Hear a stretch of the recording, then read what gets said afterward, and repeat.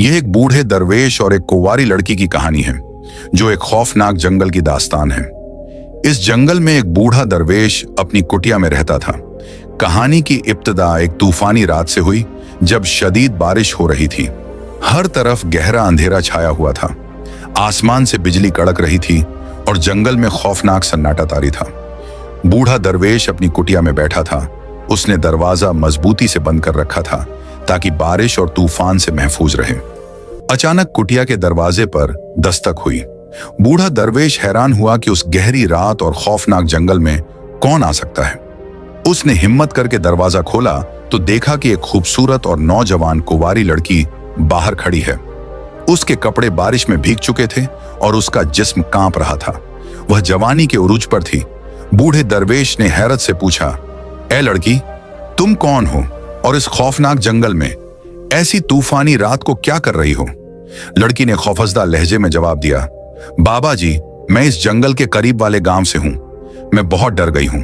वह कांपते हुए बोली, मेरे पीछे कुछ लोग पड़े हैं जो मुझे मारना चाहते हैं। बूढ़े दरवेश ने लड़की को फौरन अंदर बुलाकर बैठाया और तसल्ली दी। फिर उसने लड़की से उसकी पूरी कहानी पूछी। लड़की ने कांपते हुए बताया, मैं गांव के राजा की बेटी हूं। मेरा नाम सविता है। मेरे माँ बाप इस दुनिया से जा चुके हैं। जब से वह गए, कुछ लोग मेरी खूबसूरती पर फरीफ्ता हैं। वह मुझे पकड़कर मेरी इज्जत लूटना चाहते हैं। मैं अपनी इज्जत बचाने के लिए आपके पास भागकर आई हूं। बूढ़ा दरवेश लड़की की बातें गौर से सुन रहा था, लेकिन उसके दिल में शक पैदा हुआ कि शायद यह लड़की कोई राज छुपा रही है। उसने सोचा कि शायद उसके आने के पीछे कोई और मकसद हो। बूढ़ा दरवेश और सविता कुटिया के अंदर बैठे थे, जहां एक कोने में दिया जल रहा था। दिए की मध्यम रोशनी कुटिया में फैली हुई थी। बाहर तेज बारिश और तूफान जारी था और हर तरफ अंधेरा छाया हुआ था।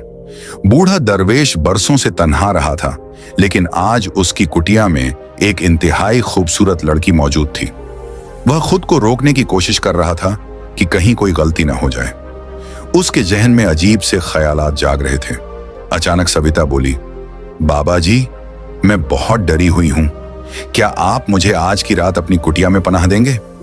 बूढ़ा दरवेश, जो पहले ही यही चाहता था, फौरन बोला, हाँ बिल्कुल, तुम आज रात यहां ठहर सकती हो। रात गहरी हो चुकी थी और तूफानी बारिश रुकने का नाम नहीं ले रही थी। सविता छटाई पर लेटकर सोने की कोशिश कर रही थी, लेकिन बूढ़े दरवेश को नींद नहीं आ रही थी। उसका दिल बेचैन था और उसके अंदर अजीब सी हलचल थी।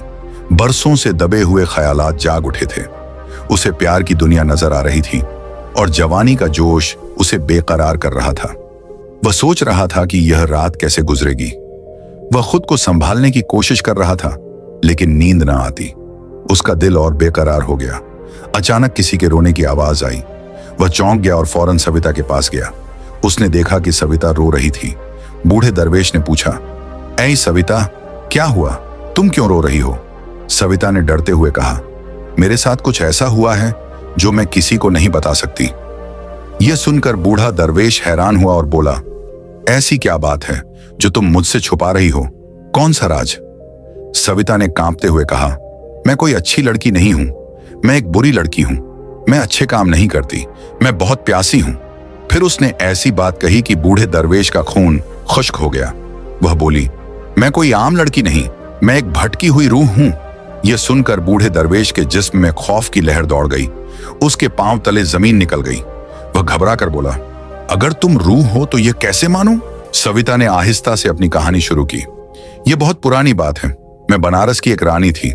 एक शख्स जिसका नाम रघु था मुझसे शादी करना चाहता था, लेकिन मैं उसे पसंद नहीं करती थी।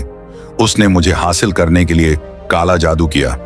मैं उसके जाल में फंस गई और उसने जबरदस्ती मुझसे शादी कर ली, लेकिन मैंने उसे अपनी इज्जत पर हाथ नहीं डालने दिया। शादी की पहली रात मैंने उसे करीब नहीं आने दिया। इस पर वह गुस्से में आ गया और उसने मुझे मार डाला। मरते वक्त उसने कहा कि मेरी रूह तब तक आजाद नहीं होगी जब तक मैं किसी नेक दरवेश के साथ हम बिस्तर ना हो जाऊं। यह सुनकर बूढ़े दरवेश का दिल जोर जोर से धड़कने लगा। सविता ने उसका हाथ पकड़कर कहा, मैं सच कह रही हूं, अगर तुम आज रात मेरे साथ न सोए तो मैं हमेशा इस जंगल में भटकती रहूंगी और मेरी रूह को कभी सुकून नहीं मिलेगा। सविता अपने नरम हाथों से उसे छू रही थी, लेकिन बूढ़ा दरवेश परेशानी में था। इतने में बाहर से एक भयानक आवाज आई, बूढ़ा दरवेश फौरन उठा और कुटिया के बाहर आया। उसने पलटकर कुटिया के अंदर देखा, लेकिन सविता खामोश खड़ी थी। अचानक एक साये ने करीब आकर गर्जदार आवाज में कहा, मैं वही हूं जिसने इस लड़की को तुम्हारे पास भेजा। यह वही साया था जिसने काला जादू किया था। साया हंसने लगा और बोला, बूढ़े दरवेश, तुम मेरे जाल में फंस चुके हो, अब तुम भटक चुके हो। बूढ़े दरवेश ने कहा, तुम्हारा काला जादू मुझ पर नहीं चलेगा। तुमने सोचा कि मैं खूबसूरत लड़की देखकर भटक जाऊंगा, लेकिन नहीं। यह सुनकर सविता ने नजरें झुका लीं, जैसे वह शर्मिंदा हो। साया चीखा और बोला, तुम्हारे अंदर भी इंसानों वाले जज्बात हैं, तुम मेरे जाल से नहीं बच सकते। बूढ़े दरवेश ने आंखें बंद की, ऊपर देखा और फिर बोला, ऐ शैतान, मैं तुम्हारे फरेब में नहीं आऊंगा। वह सोचने लगा कि वह क्या कर रहा था। क्या वह इस साये को हरा पाएगा? क्या सविता आजाद हो सकेगी, या यह काला जादू सब पर भारी पड़ेगा? उसने सविता से कहा, अपने अंदर झांक कर देखो कि तुम क्या करने वाली थी। मैंने कभी किसी की तरफ बुरी नजर से नहीं देखा। तुम मेरी इज्जत क्यों खराब करना चाहती थी? यह सुनकर साया जोर से हंसा और बोला, बूढ़े दरवेश, अब बहुत देर हो चुकी है। सविता ने बूढ़े दरवेश की तरफ देखा और आहिस्ता से बोली, मुझे नहीं मालूम कि सही क्या है और गलत क्या। मैं बस इतना जानती हूं कि मेरी रूह को सुकून चाहिए।